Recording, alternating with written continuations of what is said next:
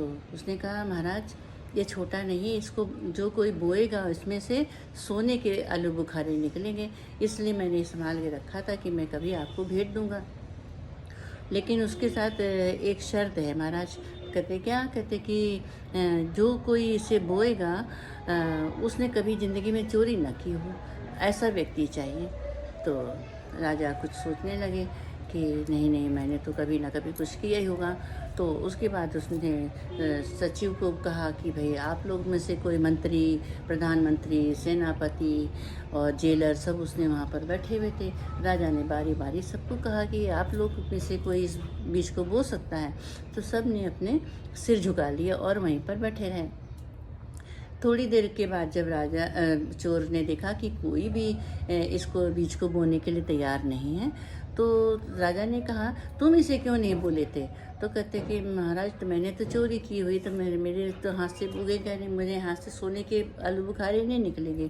एक साधारण आलू बुखारे का पेड़ निकलेगा जो उसके जैसे होते हैं नॉर्मल, तो मैं तो बो ही नहीं सकता हूँ। तो राजा ने कहा कि भाई इसको तो बोने वाला कोई भी नहीं है, ऐसे कैसे हो सकता है? तो फिर चोर ने कहा कि महाराज जब इतने बड़े बड़े लोग बैठे हैं और इन्होंने कुछ ना कुछ चोरी की है और रिश्वत भी लेते हैं और अपना काम बनाते हैं, और ये लोग कभी नहीं पकड़े जाते, इनको तो कोई सज़ा नहीं होती, मैंने छोटी सी चोरी कर ली तो आप मुझे सज़ा दे रहे हो। तो ऐसा कोई हो जो जो जिसने चोरी ना की हो वो सकता है। तो वहाँ पर तो कोई नहीं निकला। तो राजा ने उसको क्षमा कर दिया और कहा कि भाई इस पर जितना जुर्माना पड़ा था, जितने लोग यहाँ बैठे हैं जिन्होंने स्वीकार किया कि मैंने चोरी की है कभी ना कभी, तो सबको एक हिस्सा इस जुर्माने का इन सबको देना पड़ेगा और एक हिस्सा ये चोर अपने हिस्से का जुर्माना देगा। इस तरह से चोर को माफ़ी मिल गई और उसका जुर्माना भरा गया। और वो जो आलू बुखारे का जो बीज था उसको फिर एक जगह पर सब मंत्रियों ने मिल कर के बोया।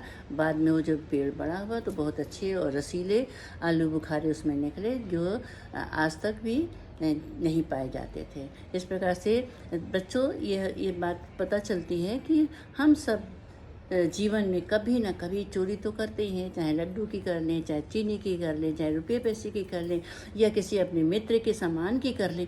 तो हर व्यक्ति, हर बच्चा बचपन जीवन में एक बार कभी ना कभी तो चोरी करता ही है। तो इस संसार में कोई ऐसा नहीं है कि चोर ना हो।